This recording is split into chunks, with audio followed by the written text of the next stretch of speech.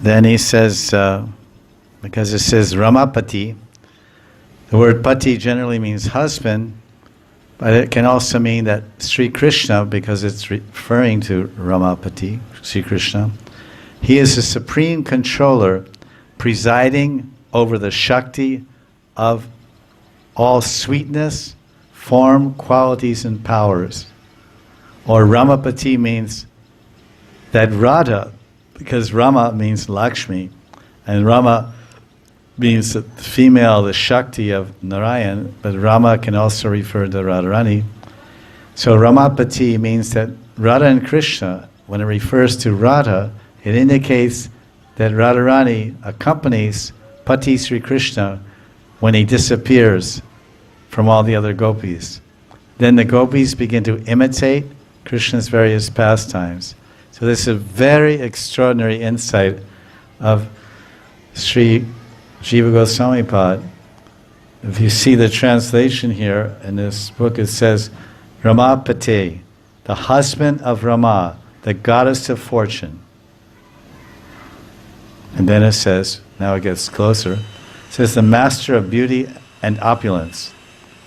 But Jiva Goswami says Ramapati means Krishna, who is the Lord, or the master of sweetness and form, qualities, and powers, and also indicates that, as I mentioned earlier, one of the points I was mentioning yesterday, if you examine the verses describing Radha and Krishna's Lila, or verses only glorifying Radharani, or apparently only glorifying Radharani,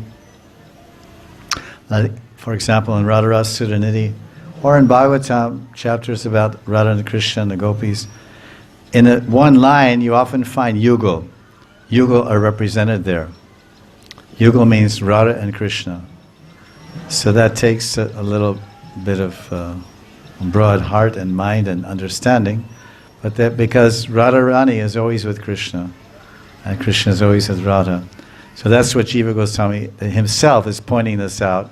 So taking the lead from our great acharyas like Jiva Goswami and others, we understood this point independently, and we appreciate it very much.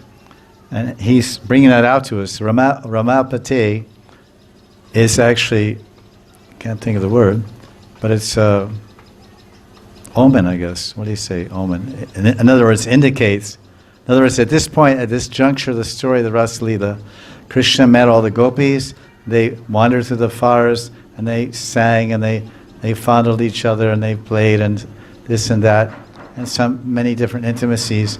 Then everyone was overjoyed and happy with their good fortune and pride, and Krishna disappeared. And then all the gopis, they're very upset that now, because we're breaking it with chapters, but it's a continuous flow of Leela. So then the gopis start searching for Krishna, and the entire chapter 30 is a gopi searching for Krishna. There's no Krishna, they have not found Krishna, there's no indication or any news about he left with any gopi. They think, and every gopi thinks, by the influence of Yoga Maya, that Krishna left all of them, and somehow they don't even realize that Radharani is not amongst them when they're searching. When they're all searching together, they don't realize that. This is the effect of Leela Shakti and Yoga Maya. So, right in the very beginning of the chapter, this is text 2, Jiva Goswami Pad is showing us this very minute explanation that Ramapati is again Yugal. The Rama means Radharani, and Pati is the husband, which means Purush. So Pati means male. I always say Lakshmi, Narayan, Sita, Ram, Radha and Krishna, Shakti, Shaktiman, Shiva, Parvati and Shiva. So here we have Rama, Shakti comes before Shaktiman. So Rama means Radharani, then Pati. So Krishna is not the husband of Radharani. He is the Lord of her heart, and he is. When it says Ramapati, it means that Krishna is the opulence of Radharani. So Rama means Radharani, and Pati means Lord or opulence. So this is what Jiva Goswami is saying.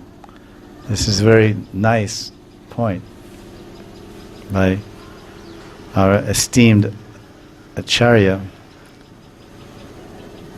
Jiva Goswami can be very rustic also, as we can see, although maybe Vishnu Chakravarti accepts the mercy of Jiva Goswami on his head, and then he flies in the sky of amazing different insights.